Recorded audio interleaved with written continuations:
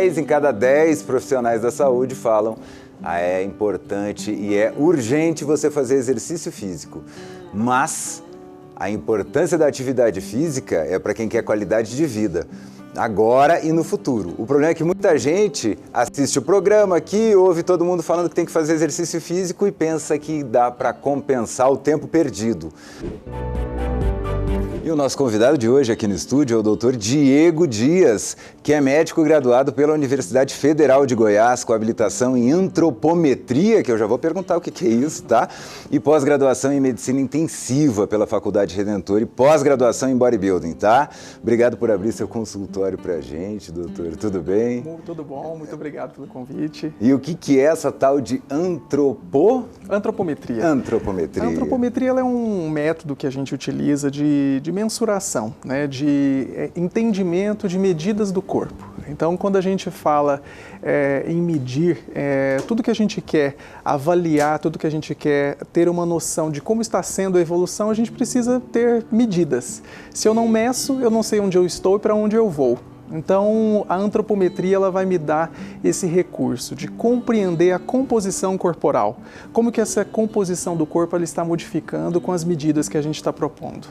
Tem uma coisa que eu acho muito interessante falando em medida do corpo, né? A gente tem vários escultores ali, já foram até obcecados por isso, né? Leonardo da Vinci, o homem vitruviano, que tinha aquela questão toda da... Sim. Aí, quando a gente é pequeno, a gente fala, não, isso aqui é do tamanho, aqui a palma aberta, do meio até o ombro, aqui também, justamente. Aí a razão áurea, né? Aquela coisa toda. Isso é verdade? Tem algumas partes da gente que são realmente equivalentes, assim, se a gente pegar e medir? Bem, a questão da simetria corporal, acho que é até um assunto interessante, né? Quando se trata da parte da estética e tudo mais, o pessoal sempre traz muito esse assunto e não necessariamente a simetria é aquilo que a gente sempre vai estar buscando como perfeito ideal. Mas a gente sabe que determinadas medidas, às vezes, como por exemplo o comprimento de um membro, elas podem trazer algum tipo de alteração, por exemplo, na marcha. E isso pode ser importante para a gente na compreensão de um problema que a pessoa pode ter durante a execução, por exemplo, do ato de caminhar, realizar aí um exercício como uma corrida. Então, em alguns tipos de situações, é importante que a gente tenha realmente esse tipo de simetria, né? Quer dizer então que sim, o corpo precisa ter uma proporcionalidade, porque se eu tiver a canela muito comprida, por exemplo, vai mudar a forma com que eu caminho. É isso? E olha que interessante, né? Às vezes um próprio desvio dessa postura, um encurtamento muscular que às vezes eu apresento, eu posso, por exemplo, modificar o meu modo de caminhar. Às vezes a pessoa, você olha para a pessoa, ela está ali, né? Você está olhando ela de costas, você está vendo que de certo modo ela está ali com um desvio da linha glútea dela. Então existe ali uma mudança na elevação de um dos lados do quadril. Isso com certeza vai trazer para essa pessoa uma alteração na marcha e uma sobrecarga de algumas articulações. Ali a gente vai ter um problema, por exemplo, no joelho, tornozelo, porque isso acontece em cadeia, né? O nosso corpo ele está conectado, as articulações elas fazem essa conexão. Então, quando eu tenho um problema em determinada articulação ou em determinado músculo, consequentemente eu começo a ter problemas em outros pontos. Engraçado isso, né? Porque às vezes eu falo de algumas coisas que são lendas e outras não, talvez não seja. Minha avó sempre olhava, eu tinha mania de parar e me apoiar em uma das pernas só e deixar a outra solta.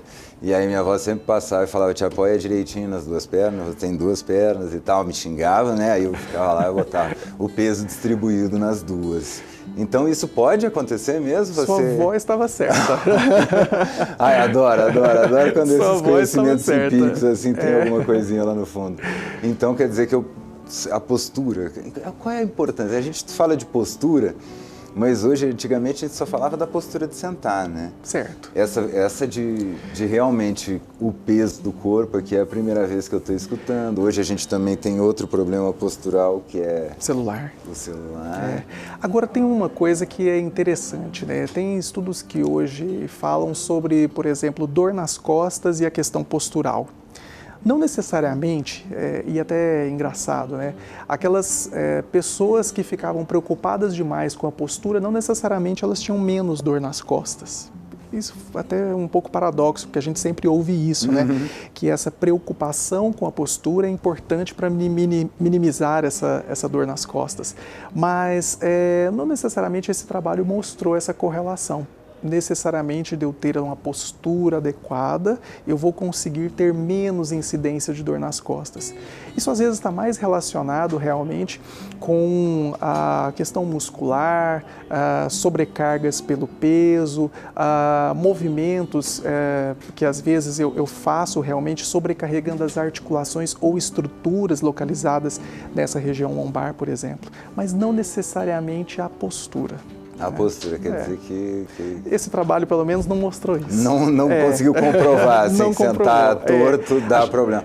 Então, quais são as principais? Porque eu realmente também achei que era sentar torto, ficar torto.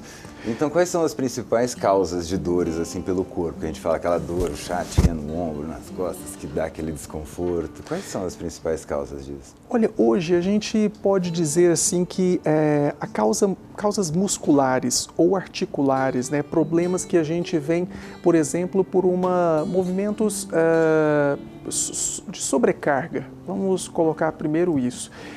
A gente precisa pensar, na verdade, em qual região a gente está falando, né? Se eu for pensar, por exemplo, no ombro, como você colocou aqui, por exemplo, muitas vezes a pessoa ela não tem uma massa muscular suficiente nessa articulação para proteger essa articulação. Então eu vou deixar esse contato ósseo mais frágil. E o ombro, a gente usa ele a todo momento. A todo momento a gente utiliza para as nossas atividades. E com certeza, se eu não tenho uma massa muscular que amorteça movimentos, que proteja, né, essa articulação, eu vou ter uma maior facilidade de trazer para esse contato, para esse impacto, uma lesão, né? Eu posso desgastar mais essa articulação. E não só as estruturas ósseas ou cartilaginosas ali presentes, mas também os tendões. Porque os tendões são estruturas que vão fazer a conexão do músculo com o osso, que é aquilo que vai me fazer permitir o movimento. Mas se o meu músculo está frágil, com certeza o meu tendão ele vai sofrer uma sobrecarga maior. Porque nós, quando realizamos movimentos, quando realizamos tarefas, a gente exige desse ponto de contato, desse ponto onde está a ligação, né? E ali a gente pode começar a ter processo inflamatório. E como é que eu vou saber assim, a diferença entre uma dor muscular e uma dor articular? Ou quando dói uma coisa, dói tudo? Na verdade, esse é o grande ponto de questionamento quando o paciente chega no consultório, que a gente precisa diferenciar. Eu poderia muito bem te dizer, o exame de imagem, né, ele me daria essa resposta, mas não. A avaliação clínica é aquilo que vai trazer essa resposta para a gente. Existem, no próprio exame físico, algumas avaliações que a gente faz que conseguem trazer essas informações para a gente. É preciso tentar diferenciar, por exemplo, se em determinados movimentos ou quando eu estresso aquela articulação no exame físico, se aquilo é o que desencadeia a dor. Pode ser que não seja quando eu faço o movimento de choque, de contato, por exemplo, dessa articulação. Se nesse ponto de choque, de contato, eu desencadeio a dor, é articular. Agora não, eu estou fazendo movimentos onde eu estou estressando determinado tendão. Aí sim eu consigo fazer essa diferenciação. Engraçado isso você falar isso, que tem algumas pessoas que elas têm aquele clequezinho crônico, né? E aí, assim, às vezes a pessoa passa a vida inteira só com aquilo, não incomoda. Aquilo é algum problema ou é... Não necessariamente. Aquilo pode ser só mesmo Sabe quando você pega, por exemplo, um pedaço de plástico, coloca água e coloca aqui em cima da mesa, ele dá aquela grudada e um clequezinho. Muitas vezes esse movimento que a gente faz no ombro pode ser só o contato, né? Porque o osso do húmero, que é esse osso do braço, ele é envolto por uma cartilagem e dentro dessa articulação nós temos líquido. Então essa camada de líquido, quando ela cola com a outra face, né, desse outro osso que a gente tem, que é a escápula, ela pode fazer esse clequezinho. Então é isso que às vezes dá o estaladinho, pode ser isso. E dá problema mesmo fazer isso que eu acabei de fazer? Olha, agora que eu fui não é muito não é muito recomendado a gente ficar estralando, né? Dá aquela sensação de alívio, né? Quando a gente faz na hora. Mas não é muito recomendado a gente ficar todo o tempo estralando as articulações, não, porque a gente pode, às vezes, sobrecarregar de alguma forma.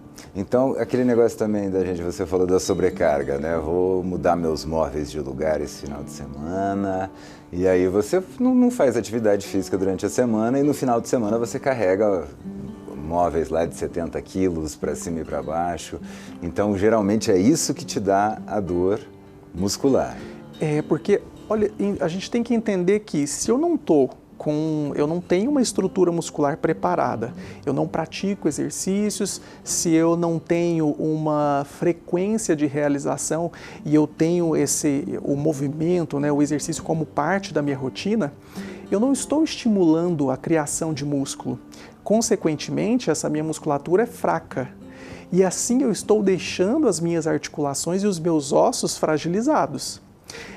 Uma coisa é quando eu vou executar o movimento e eu tenho um músculo para poder me ajudar nesse processo.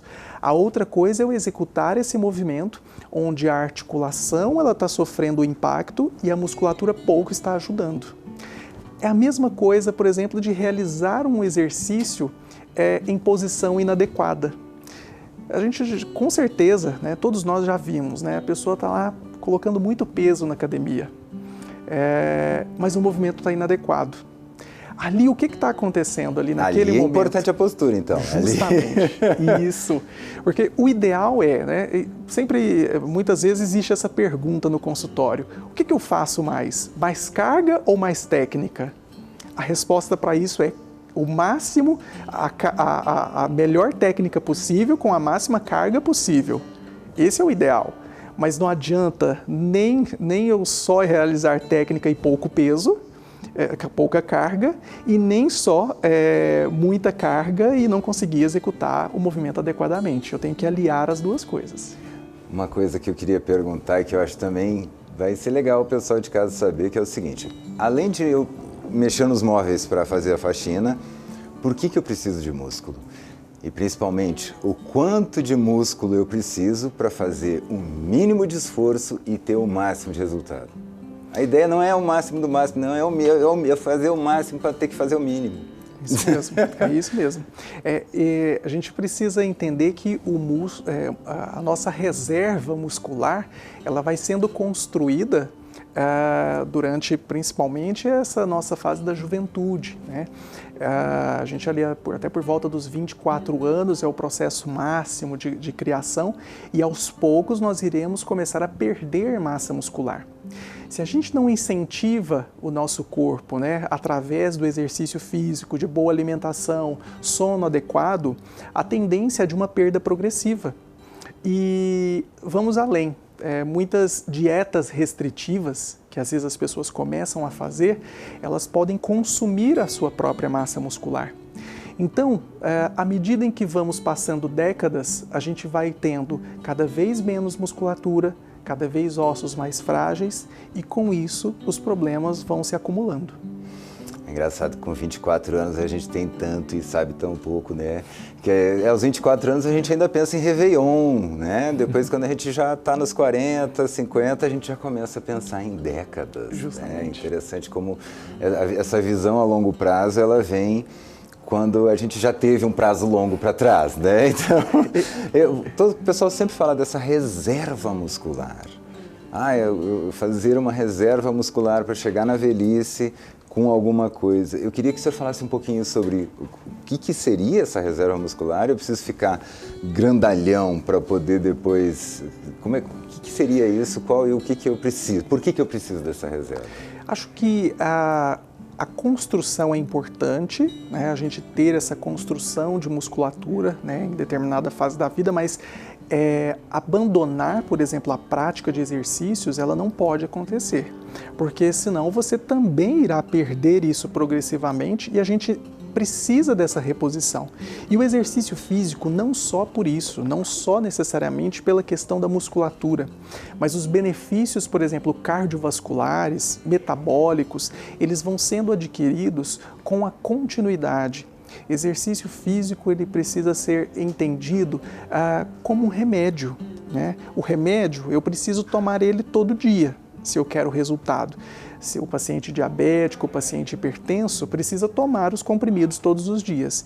O exercício físico, as pessoas precisam se conscientizar que ele é o melhor dos remédios para que a gente consiga combater, eliminar uma boa parcela dessas doenças cardiovasculares e metabólicas. Eu consigo com isso prevenção, tratamento, então já temos comprovação de várias doenças que podem ser eliminadas e até protegidas com essa prática regular. Nossa, eu queria também perguntar o seguinte, por que é tão difícil conseguir músculo? Os nutricionistas, eles falam muito sobre essa questão das dietas restritivas, de proteínas, de não sei o quê. Gente, aí você vai perder completamente o seu músculo, você não está perdendo gordura, você está perdendo peso, mas está perdendo músculo, e músculo é muito difícil de conseguir de volta. Por que isso? Uma coisa que a gente tem que entender é que a musculatura ela não vem na mesma velocidade que a gordura, né? Então, acumular gordura é algo que com excedente de calorias é muito fácil da gente construir.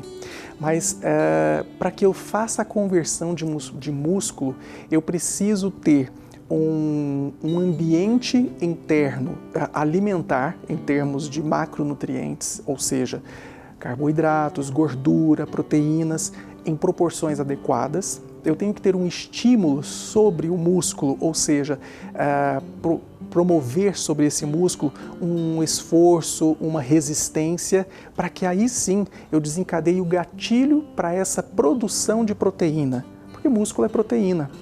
Eu costumo dizer para os pacientes lá no Hospital Santa Helena, quando a gente está conversando e debatendo na enfermaria, principalmente com eles, principalmente os pacientes mais idosos, né, que é preciso, por exemplo, aprender novamente a essa alimentação mais adequada, porque eles, principalmente, esses pacientes mais idosos, eles têm um pouco mais de dificuldade de adquirir essa carga total de proteínas. E é engraçado isso, né? Parece um pouco estranho a gente não conseguir bater essas metas, mas se a gente for colocar realmente na ponta do lápis, às vezes fica faltando essa quantidade total de proteínas ao longo do dia, principalmente nesse grupo de pacientes que às vezes é um pouco mais seletivo em relação ao tipo de alimento que está ingerindo. Gente, quando a gente vai ficando mais velho, a gente tem que ter o direito de ficar chato. Isso é um direito adquirido, que todo... Não, eu também quero, eu também. O dia que eu botar meu boné da ferragista aqui, meu amigo, é porque não tem mais nada a perder. Assim? E é mais difícil, eu até brinco, se eu fosse médico eu ia querer muito essa área da geriatria, porque quando você chega para tratar com um idoso, você tem que ter um jeito diferente, porque ele já tem aquela crença ali ao longo de décadas, né? A gente estava falando de décadas, então para você quebrar e fazer ele comer algo que ao longo de décadas ele não comeu, que nem a mãe dele conseguiu fazer ele comer, é muito difícil. Como é que vocês lidam com isso, com a teimosia? Isso muitas vezes não é igual, por exemplo, você lidar com esse grupo em relação a essa parte alimentar e você fazer toda essa mudança, né, do cardápio dele. Então, muitas coisas elas precisam ser adaptadas, o paladar ele é diferente, a aceitação é um pouco diferente e o paciente mais idoso, ele tem a gente precisa de uma conversa um pouco mais, eu não diria nem em relação a barganha, porque às vezes não dá realmente, ele não vai ceder. A gente precisa tentar trazer dentro daquele universo do que ele gosta, as proporções do que seria o mais adequado, né? E muitas vezes isso é difícil. Eu te dou, por exemplo, um caso que eu tive uma vez de uma paciente que a gente não conseguia encontrar de maneira alguma a dor que ela sentia no abdômen. O que estava acontecendo? E, por último, discutindo com a filha. Isso é uma coisa que eu queria perguntar, porque eu podia falar, não encontra dor no abdômen. Se eu não me engano, abdômen tem a dor reflexiva, né? Às vezes está doendo aqui, mas é aqui atrás. Você não sente a dor onde ela está acontecendo. Tem um negócio assim, dor referida.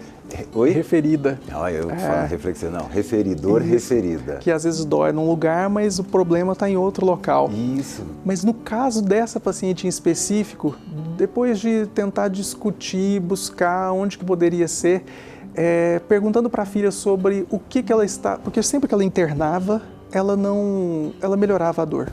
E a gente não necessariamente fazia nada. Então, eu questionei para a filha o que ela come em casa que ela não está comendo aqui. E a resposta foi fruta. E para você ver, era intolerância à frutose. Olha só, tiramos as frutas, acabou. Ela nunca mais teve essa dor. Então, olha que como às vezes as coisas elas são pequenos detalhes que, não só no idoso, mas em diferentes pacientes, às vezes a gente precisa realmente destrinchar mesmo as informações para a gente chegar no diagnóstico final. Ela traz um outro fator muito legal, que é a gente fruta é saudável, fruta tem que comer fruta o tempo inteiro. E intolerância à frutose, que sacanagem, ela não pode comer fruta. Isso é comum ou é raro? Isso às vezes é até mais comum do que a gente imagina, viu? A intolerância alimentar, né, seja a lactose ou a frutose, ela pode estar presente e à medida em que vai passando, né, os anos, a gente começa a encontrar isso com cada vez mais frequência realmente nos pacientes. Certas intolerâncias alimentares, muita distensão abdominal, a pessoa às vezes até sentindo um pouco de fadiga demais, se sente um pouco lentificada, pode ter relação com a alimentação também. Vamos lá, né? A gente está falando de exercício físico, a alimentação precisa ser de acordo, né? Justamente. A alimentação de quem faz exercício físico é diferente de quem não faz? A gente vai precisar de uma carga de calorias maior, né? Então, muitas vezes a gente precisa programar o que essa pessoa vai consumir antes, o que ela vai consumir depois desse exercício físico. E a gente precisa entender qual é o objetivo que a gente quer, né, com esse paciente em específico. A gente quer uma perda de gordura corporal? Essa pessoa ela precisa de mais massa muscular? Ou às vezes meus grupos de pacientes que querem mais performance, né? Querem bater o tempo de uma corrida, querem ganhar um campeonato de crossfit. Então, os grupos são muito heterogêneos dentro da medicina do esporte. Então, a gente vai ali desde crianças que estão aí na escolinha de futebol, que eu vou dizer para vocês, esse grupo de pacientes é incrível trabalhar com eles, porque um menininho de 11 anos ter uma garra para jogar como eles fazem é incrível. Esses meninos são realmente assim geniais. E é engraçado como quando você pega uma criança ou um adolescente, se quiser ensinar uma coisa e colocar uma tarefa ou um hábito dentro de casa, pode colocar neles, que eles vão instituir esse hábito dentro de casa. Né? Os pais não, mas os filhos educam a gente. E eles são são mais, digamos assim, organizados e são mais, digamos, focados do que um adulto. A criança, se você falar assim, você para ter isso, você precisa fazer isso, ele faz. Né? E o exercício dá essa disciplina, né? A prática regular do exercício físico e a questão do esporte, ela traz para a criança e para o adolescente essa disciplina. Porque se eu quero resultado, eu preciso ter uma base, eu preciso promover uma estruturação para que eu tenha o resultado que eu espero. E é isso que a gente trabalha com eles em consultório. Se eles querem se tornar jogadores profissionais, atletas profissionais, eles precisam construir isso agora. E é isso que os pais, através do incentivo, e nós em consultório, vamos tentando juntos trabalhar essas bases para que eles consigam realmente. Se todo mundo obedecesse desse jeito, né? Fala que para perder peso, precisa criar músculo. Porque precisa acelerar o metabolismo, e aí às vezes dá a sensação de quem está indo na academia, quem está fazendo um exercício, naquele período que ela está trocando ali a gordura pelo músculo, ela está parada, digamos assim, na balança. E a gente, qual que é a diferença entre emagrecer na balança e emagrecer de verdade? Olha só, eu gostaria de trazer assim para a gente o emagrecer na balança não necessariamente ele vai ser a maneira mais saudável da gente visualizar isso, porque realmente estratégias onde eu faço uma restrição muito exagerada podem fazer uma redução de peso muito significativo na balança, mas aquilo não foi saudável. Dietas muito restritivas, né, que fazem ali uma redução calórica extrema, podem fazer uma boa perda de peso na balança, mas não necessariamente aquilo vai ser sustentado. Então a gente precisa entender que o emagrecimento efetivo, o emagrecimento que eu vou conseguir sustentar, esse é muito mais complicado. E hoje o nosso grande desafio é fazer essa pessoa perder e manter esse peso mais baixo. E isso vai ser feito através de mudanças de hábitos. Porém, a gente sabe que menos de 10% desses pacientes vão conseguir somente com a mudança de hábito fazer essa perda de peso. E por isso hoje a gente tem que lançar mão de alguns recursos medicamentosos para ajudar. Porque isso pode estar ligado não só necessariamente com a questão só do hábito, mas eu tenho elementos hormonais que desencadeiam alteração na sensação de fome, eu tenho alterações metabólicas que podem estar favorecendo esse ganho de gordura corporal. E eu tenho a inatividade física, que não faz o gasto de energia suficiente, e essa pessoa com o baixo metabolismo, ou seja, baixa quantidade de massa muscular, ela vai armazenar muito mais fácil. Então existe isso mesmo de tendência a engordar. Algumas pessoas têm tendência a engordar. A gente sabe que hoje, principalmente em termos genéticos, a gente tem as pessoas que têm metabolismo com gasto energético menor. Assim como a gente também tem pessoas que têm um metabolismo mais acelerado, que podem comer quantidades maiores e às vezes não necessariamente ganham peso fácil. Eu tenho pacientes que, às vezes, para ter uma evolução muscular, precisam ter uma quantidade de calorias ingeridas muito elevada, que às vezes até é desconfortável para poder manter e sustentar isso a longo prazo. Eu falo isso para todo mundo. Eu tenho que comer muito para ficar com essa cara magrela aqui. É incrível, incrível, incrível. E não é legal. As pessoas, ai, que sorte, cara, você comer sem vontade. Não é um negócio legal, eu juro pra ti que não é. Às vezes até mais difícil do que restringir. Comer sem vontade pode ser realmente mais difícil do que esse ato de restringir e segurar. Tem até algumas comidas que tu enjoa durante um tempo, aí tem que segurar. Então é bem complicado isso. São duas pontas. Aí a gente tem alguns remédios, você falou de questão medicamentosa, e a gente evoluiu nos últimos 20 anos, 200 anos, né? Sim. Em termos de medicamento, com certeza. É incrível. E aí surge o Ozempic, e aí rede social, e aí polêmica de tudo que é lado. E aí eu não sei se precisar do programa inteiro para falar sobre ele ou se dá para de repente ter uma noção, pelo menos, do que faz, quando que precisa usar, quando que... Esse perfil de paciente que às vezes utiliza, que precisa dessa medicação, é justamente esse que a gente pontuou.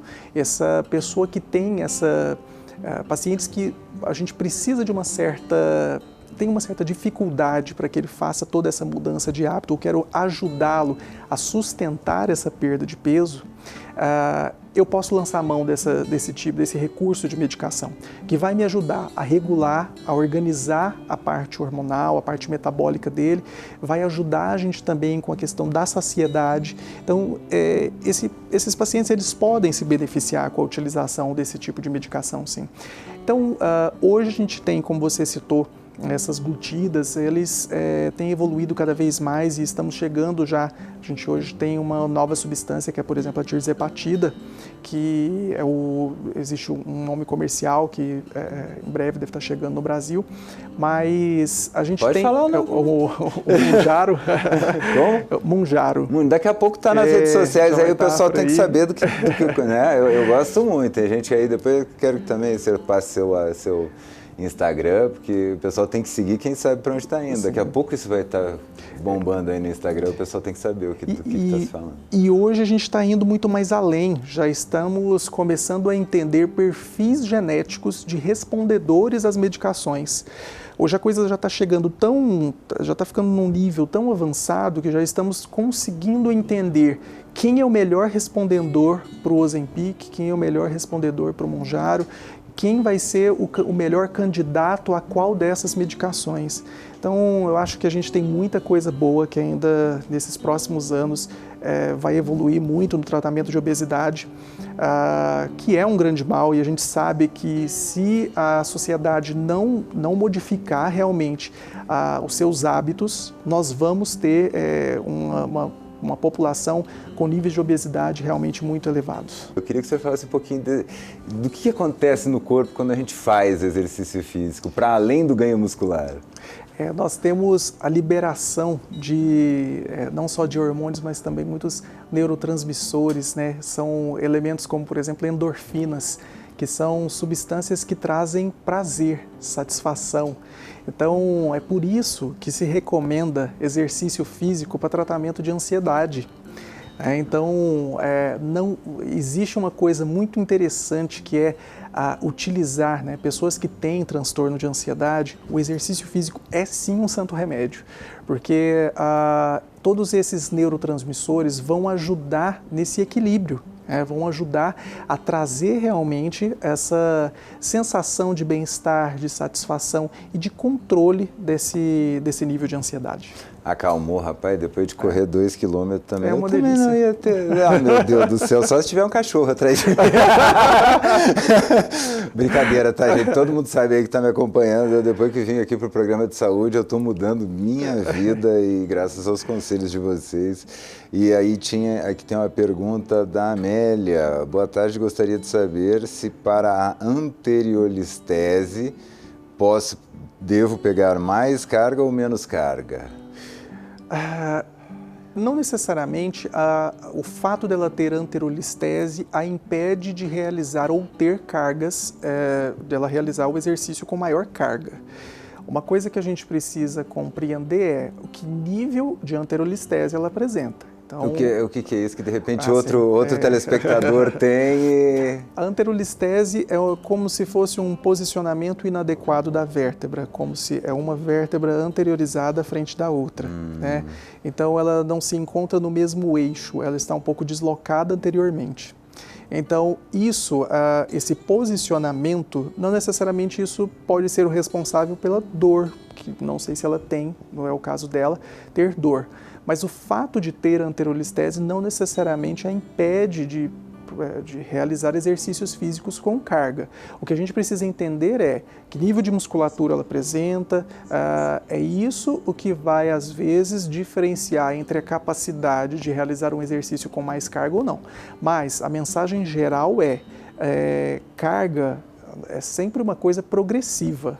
Carga a gente não... Foi aquilo que você falou, eu não posso inventar de repente eu quero fazer tudo o que eu não fiz eu vou realizar hoje. Não.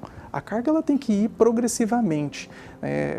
Se eu coloco muita carga, pode ser que eu não consiga fazer aquela execução tão adequada, como a gente falou mais cedo. Sim, aí nem quem está com a coluna alinhada vai conseguir se salvar, né? Queria deixar um abraço para a Silvana, o pessoal lá de Caldas Novas que está assistindo a gente, assiste a gente sempre. Muitíssimo obrigado. E eu vou fazer uma pergunta aqui do Flávio. Trabalho muito no computador.